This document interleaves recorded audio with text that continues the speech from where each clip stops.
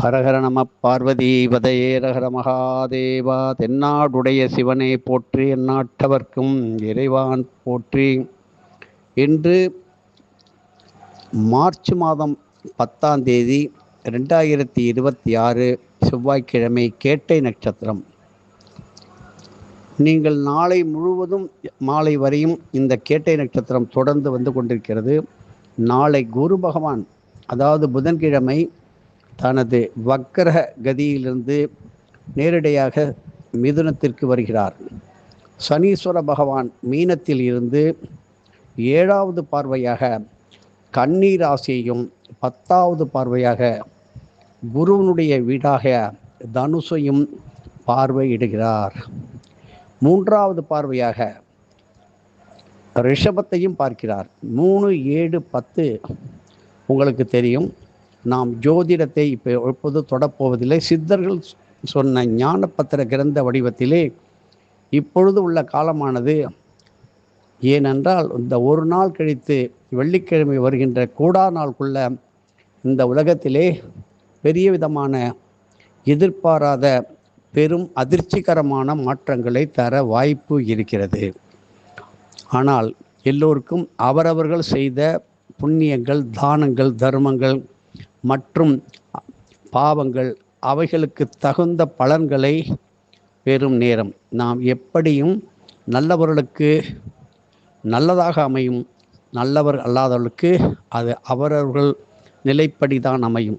ஆகையினால் நாம் எதிர்காலத்திற்கு எப்படியெல்லாம் வாழ்க்கையை பழகி கொள்ள வேண்டும். நவீனம் நவீனம் என்கின்ற முறையிலே வாழ்ந்து விட்டோம்.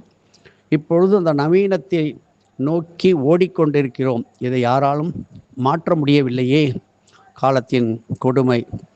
இப்பொழுது உதாரணமாக வயிற்றுக்கு கஞ்சி காய்ச்ச வேண்டும். எப்படி காய்ச்சுவீர்கள்? சாப்பாடு எப்படி செய்வீர்கள்? சமையல் எப்படி செய்வீர்கள்? எனக்கு தெரியாது. நான் எப்பொழுதும் வெளியிலே ஹோட்டலிலே வாங்கி சாப்பிடுகின்றேன் என்கின்ற பழக்கத்தில் உள்ளவர்கள் கண்டிப்பாக இப்பொழுதிலிருந்து வெளி உணவக சாப்பாட்டை தவிர்த்துத்தான் தீர வேண்டும். இது காலத்தின் கட்டாயமாக கருதி நீங்கள் முன்னேற்பாடாக நடந்து கொள்ளுங்கள்.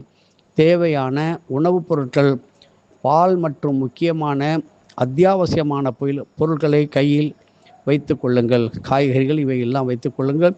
அதனால்தான் நமது வாத்தியார் 40 ஆண்டுகளாக மூல நட்சத்திரத்திலே மளிகை கடை சாமான்களை வாங்கி வைத்து கொள்ளுங்கள் என்று சொன்னார்.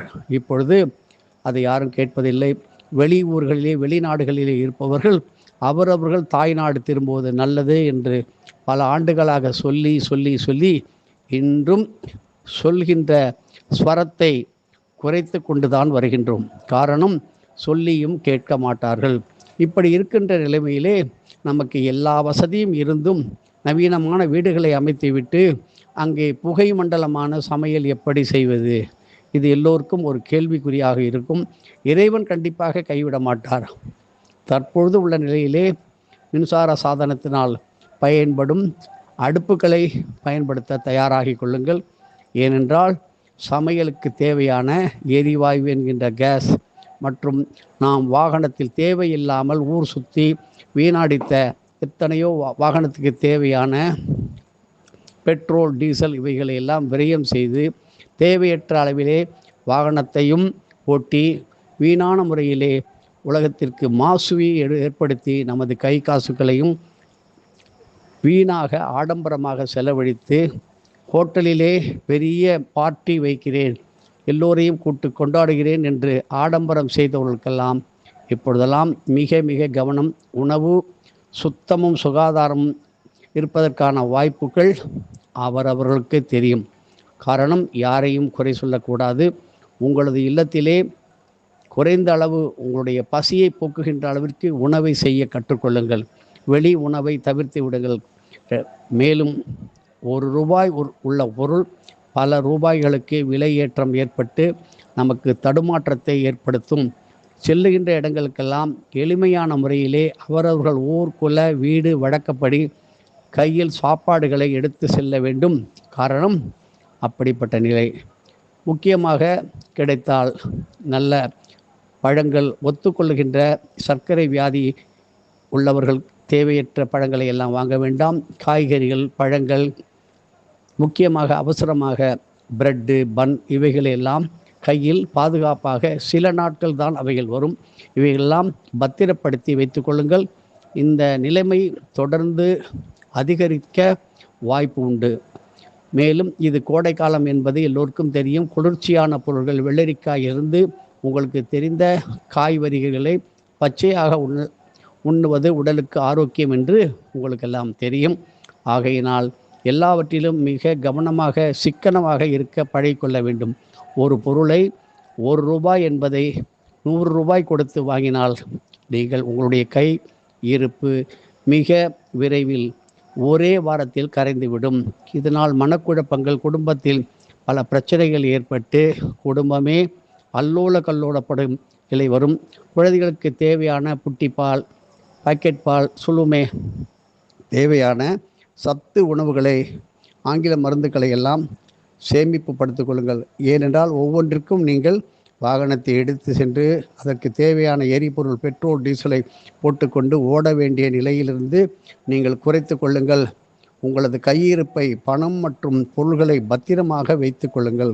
அதற்காகத்தான் நீங்கள் தர்மம் பண்ணியிருந்தால் தர்ம தேவதை கண்டிப்பாக உங்களுடன் இருக்கும். இருந்தாலும் காலத்திற்கு ஏற்ப எல்லோருக்கும் நிகழும். ஆனால் உங்களுக்கு ஒரு நிழல் கிடைக்கும். எல்லாம் இருக்கும், எதையும் சாப்பிட முடியாது. ஆகையினால் அப்படிப்பட்ட ஒரு நிலை ஏற்படுகின்றது. நாளை வித்யாதானமாக நிறைய மாணவர்களுக்கு வேத பாராயணம் செய்கின்றவர்களுக்கு உதவி செய்வதும், இப்படி தான தர்மங்களை செய்து நீங்கள் உங்களை பழக்கிக் கொள்ளுங்கள். இப்படி நீங்கள் செய்யும்போது இறை பக்தியுடன் செய்து தர்மத்தை வெளியில் சொல்லிக் கொள்ளாமல் காதும் வைத்தது போல் செய்யுங்கள். நாளைக்கு குரு வக்கரக பெயர்ச்சி நடைபெறுவதால் குரு பகவானை வணங்கி உங்களது காரியங்களை நன்றாக நடத்தி வாழ்க்கையிலே சந்தோஷமாக இருக்க எல்லாம் வல்ல சர்க்குரு ஸ்ரீ வெங்கட்ராமேஸ்வரை வேண்டுகிறோம். எதுவும் என்னுடையதல்ல, அனைத்து உடையதே அருளாளா அருணாச்சலா.